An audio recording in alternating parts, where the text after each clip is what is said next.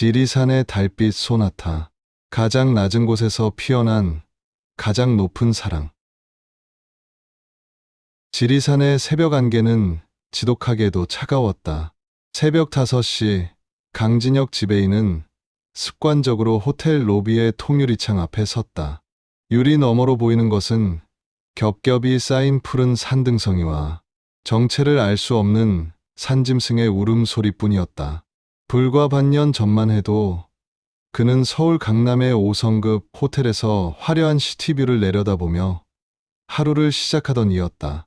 최고급 수트를 입고 정재계 인사들의 이름을 외우며 성공이라는 사다리의 끝을 향해 거침없이 올라가던 유망주. 그러나 사내 정치의 소용돌이 속에서 본사의 눈밖에 난 그는 좌천되듯 이 시골 온천 호텔로 밀려 내려왔다. 이런 구석진 곳에 호텔이 있어봤자 손님이 얼마나 오겠어. 다들 뜨내기 등산객이나 노인네들 뿐이지. 그는 먼지가 앉지 않은 매끈한 손목시계를 보며 신경질적으로 혀를 찼다. 그에게 이 호텔은 서비스의 정수를 보여줄 무대가 아니라 창살 없는 감옥이자 거대한 유배지였다. 진혁은 매일 아침 본사에서 복귀 명령이 떨어지기만을 기다리며 서울의 소음과 화려한 조명을 그리워했다. 이곳의 고요함은 그에게 평화가 아니라 도태의 공포였다. 그날도 여느 때와 다름없이 건조한 일상이 반복되던 오후였다. 육중한 호텔의 자동문이 열리며 낯선 손님들이 들어섰다. 낡은 택시 한 대가 입구에 멈춰 섰고 거기서 내린 이들은 진혁의 눈을 의심케 했다. 아이만큼 작은 체구, 하지만 얼굴에는 깊은 세월의 고랑이 파여있는 난쟁이 부부였다.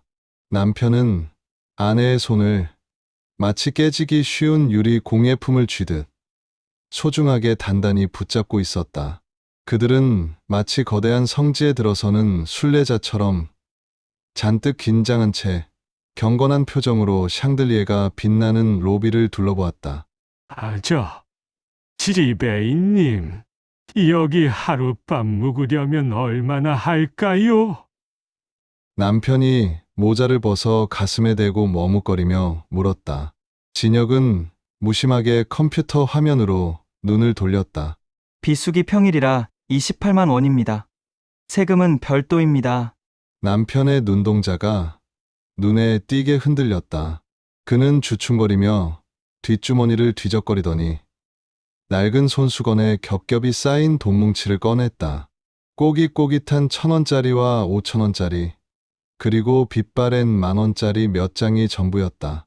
곁에 서 있던 아내는 남편의 해진 옷자락 끝을 만지작거리며 낮은 목소리로 속삭였다. 여보, 그냥 가요. 우리 같은 사람들이 이런 데서 어떻게 자? 그렇지. 너무 비싼 거 같지? 평소의 진혁이라면 규정을 읊조리며 정중히 거절했을 것이다. 하지만 그 순간 그는 보았다. 아내를 바라보는 남편의 그 절실하고도 미안함이 섞인 눈빛을. 그것은 성공의 가도에서 밀려나 절망의 끝을 붙잡고 있던 자신의 처절한 눈빛과 묘하게 닮아 있었다. 가슴 한구석에서 알 수 없는 동요가 일었다. 아, 잠시만요. 마침 오늘 지역 주민 상생 이벤트 당첨자가 오지 않으셨네요. 그 몫으로 나온 방이 하나 비어 있습니다. 직원 할인가를 적용해서 5만 원만 내세요. 조식도 포함입니다. 명백한 거짓말이었다. 진혁은 자신의 지갑에서 차액을 메울 결심을 하며 키카드를 건넸다. 부부는 믿기지 않는다는 듯 서로를 쳐다보더니 연신 고개를 숙이며 엘리베이터로 향했다. 그들의 낡은 구두가 대리석 바닥 위에서 내는 작은 소리가 진혁의 가슴에 작게 공명했다. 진혁은 오늘 밤 이 부부가 방 안의 하얀 시트를 손으로 정성스레 쓸어보고 창밖의 별을 보며 아이처럼 좋아하는 모습을 상상해 보았다. 일주일 뒤 답답함을 이기지 못한 진혁은 드라이브 겸 인근 읍내로 나갔다. 시장 골목 구석자락을 지나던 그의 눈에 난쟁이네 국밥이라는 투박한 간판이 들어왔다. 왠지 모를 이끌림에 문을 열고 들어가자 김이 모락모락 나는 가마솥 앞에서 땀을 흘리던 그 난쟁이 남편과 발 받침대에 올라서서 뚝배기를 닦던 난쟁이 아내가 반색하며 그를 맞이했다. 어머, 지배인님 아니세요? 아내는 젖은 손을 앞치마에 닦으며 서둘러 그를 구석 자리로 안내했다. 남편은 평소보다 2배는 더 고기를 듬뿍 담은 국밥 한 그릇을 내오며 수줍게 웃었다. 국밥 한 그릇을 비우고 난 뒤 남편은 낡은 수건으로 이마에 땀을 닦으며 조용히 그들의 지난 날을 들려주었다. 우리는 저 아랫역 소금밭에서 만났습니다. 염전 노예라고 들어보셨습니까? 신체적 결함 때문에 가족에게조차 버려진 우리가 갈 곳은 그런 지옥뿐이었지요. 남편의 목소리가 미세하게 떨렸다. 남편은 뜨거운 뙤약볕 아래서 소금을 굽고 아내는 주인집 뒷방에서 끼니를 때우며 매를 맞던 시절이었다. 세상으로부터 철저히 소외되어 존재조차 부정당하던 두 사람. 어느 달밝은 밤 소금 가마니를 덮고 서로의 상처를 울며 고백하던 그들은 생존을 위해 함께 도망쳤다. 갈 곳이 없더군요. 남들 눈에 안 띄려고 산속으로, 더 깊은 산속으로 숨어든 게 여기 지리산이었습니다. 이름도 없이 그냥 난쟁이라 불리며 산나무를 캐고 닥치는 대로 남의 일을 해주며 이 작은 국밥집을 차리기까지 30년이 걸렸습니다.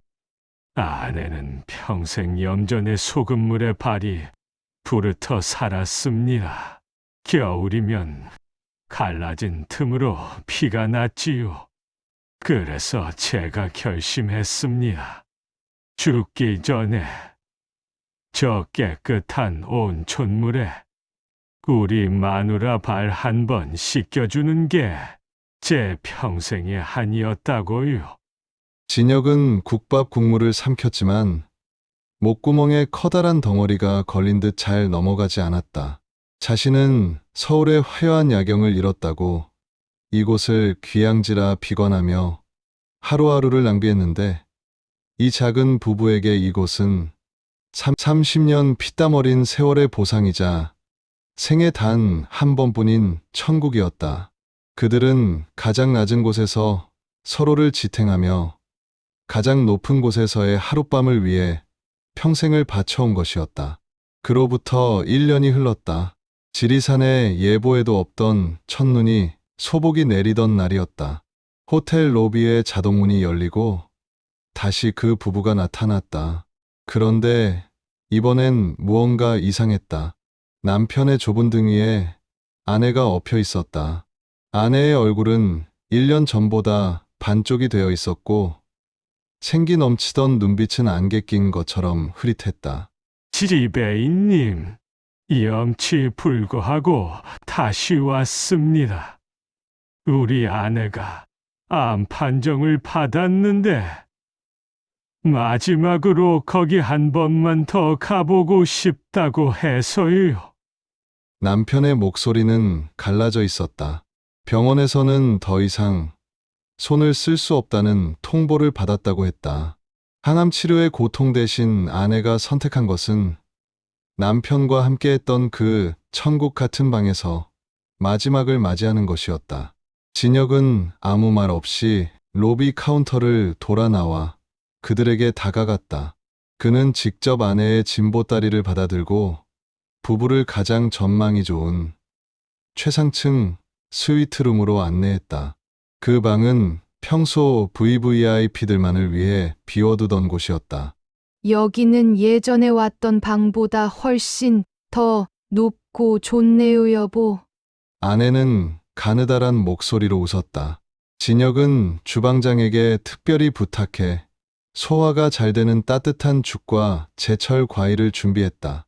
그리고 아내가 들꽃을 좋아한다는 남편의 말을 기억해내어 산 아래 화원에서 구해온 들국화들을 방 안 가득 채워 넣었다. 그날 밤 남편은 침대 옆에 앉아 아내의 손을 꼭 잡고 지리산의 별을 보며 낮은 목소리로 옛날 이야기를 들려주었다. 아내는 남편의 가슴에 귀를 대고 그의 심장 소리를 들으며 평온하게 미소 지었다. 고마워요, 여보. 내 인생은 지배인님 덕분에 정말 화려했어요. 그것이 그녀의 마지막 유언이었다. 아내는 첫눈이 지리산을 하얗게 덮던 그 새벽, 남편의 품 안에서 조용히 숨을 거두었다.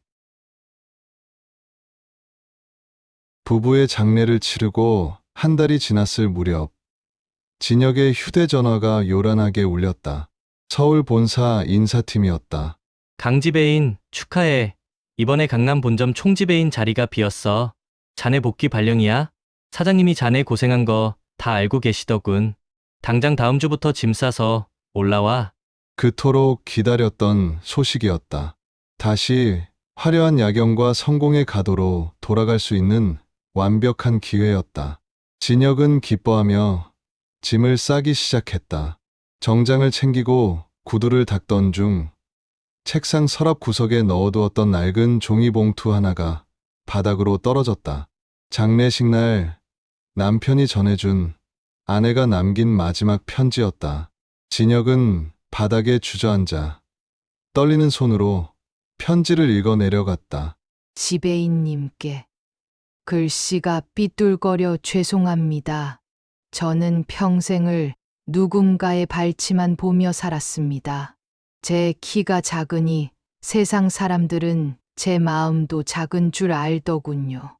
하지만 지배인님은 그날 로비에서 우리를 내려다보지 않고 무릎을 굽혀 우리와 눈을 맞춰주셨습니다.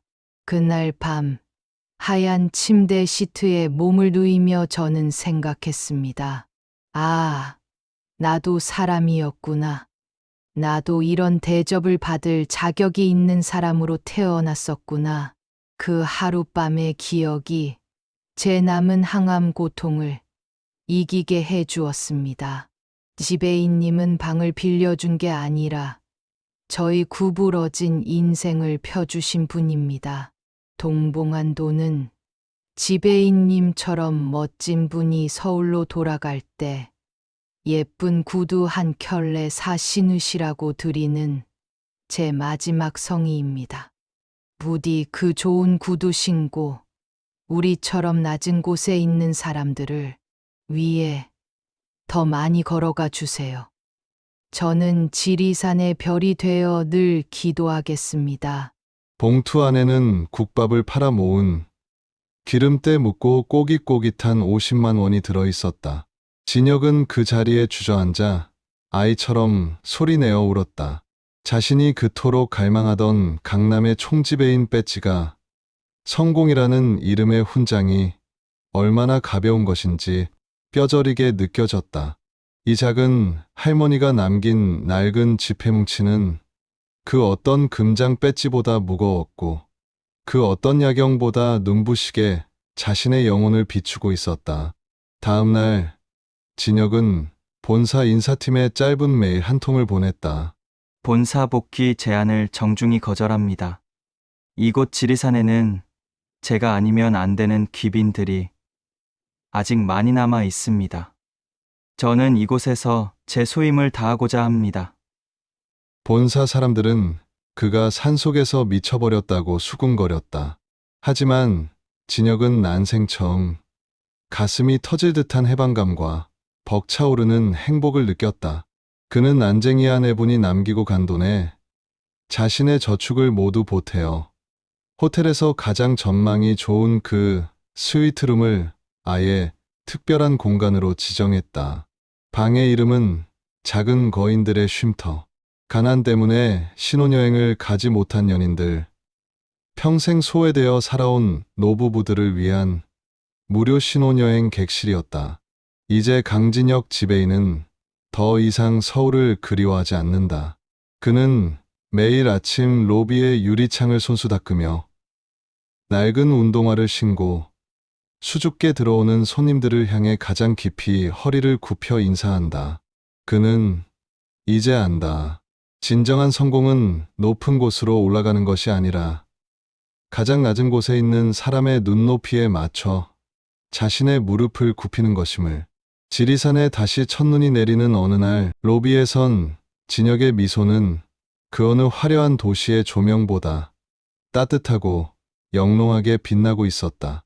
그가 신은 낡은 구두는 이제 서울의 화려한 아스팔트가 아닌 지리산의 흙길과 낮은 이들의 마음을 향해 힘차게 나아가고 있었다.